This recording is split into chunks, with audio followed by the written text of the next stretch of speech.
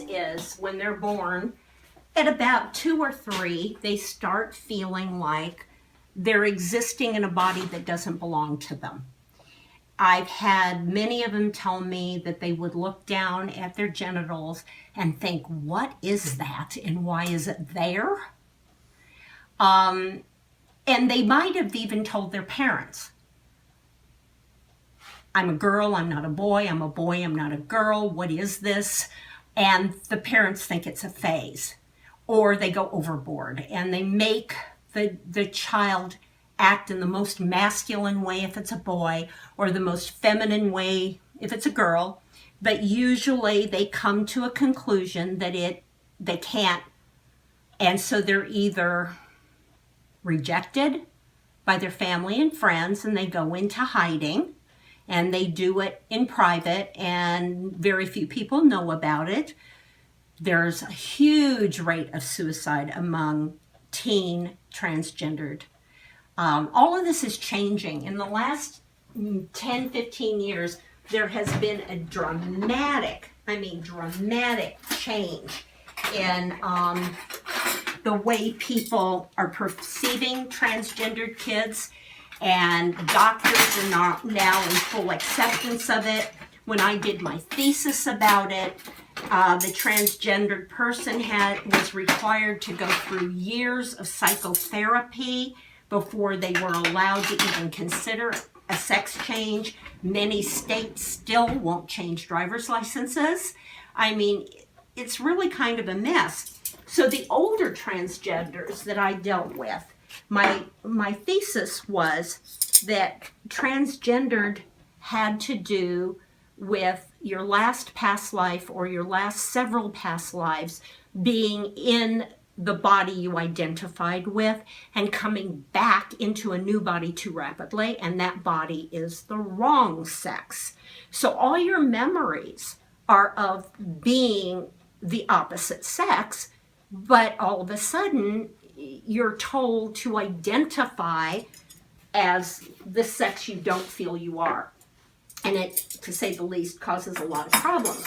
The older transgendered people tended to have a lot more problems because it was so unacceptable. And there were all kinds of labels put on them. You've heard of people being, how long? 10 minutes? I think so. Yeah, we'll check it. You've heard of people who are considered cross-dressers. Mm-hmm.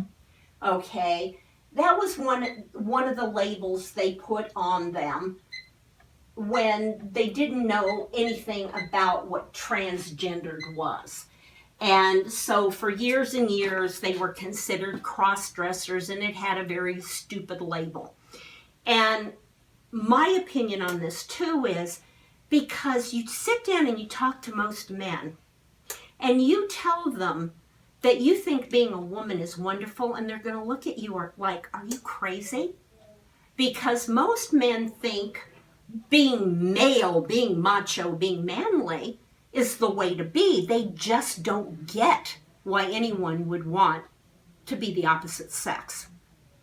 And so you find these often very masculine men long ago who were trying to deny that they were transgendered, who joined the fire department, who became Navy SEALs.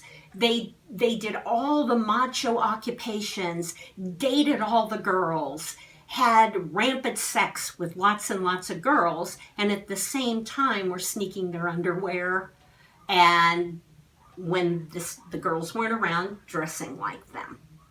And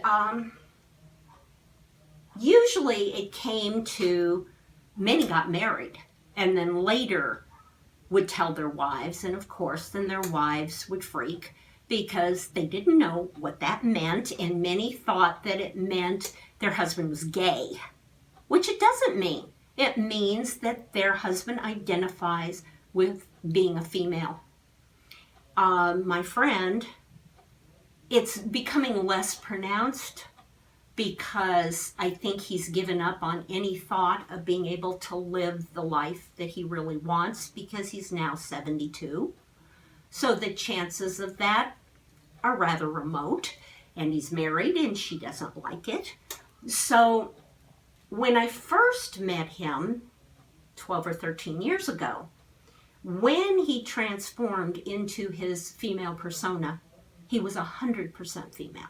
Everything about him was female. His walk was female. His gestures were female.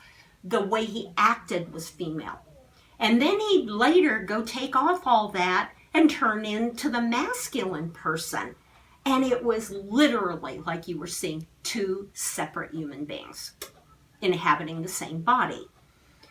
As he's aged and had to live the masculine persona at about 85-90% of his life, and only 10% having any kind of acceptable way to act out the female persona, I'm seeing less and less of the complete transformation.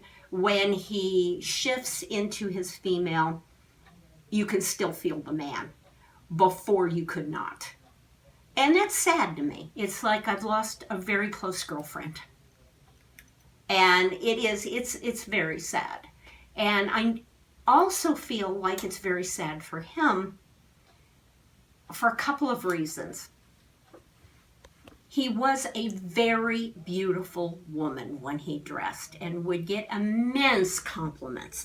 We were in Venice at Carnival, and the men went crazy over him, or her at the time. They went crazy over her. Pictures everywhere, men coming up and saying, "Bellissima, you are the most beautiful woman." But like all women and men, we age. And she has aged, and I'm sure she looks in the mirror now and sees an old woman instead of the young, beautiful thing she used to be. And that can certainly discourage her from wanting to stay in the female persona. And it makes me sad, because I saw the female as an immensely magical being. The male is a wonderful male, a fabulous male, a very masculine man's man male who's done a lot for me and builds things. To this day, he's building a huge shop garage thing that I can't even imagine how he's doing it. It's 70 something. And I like him, but I miss my best friend.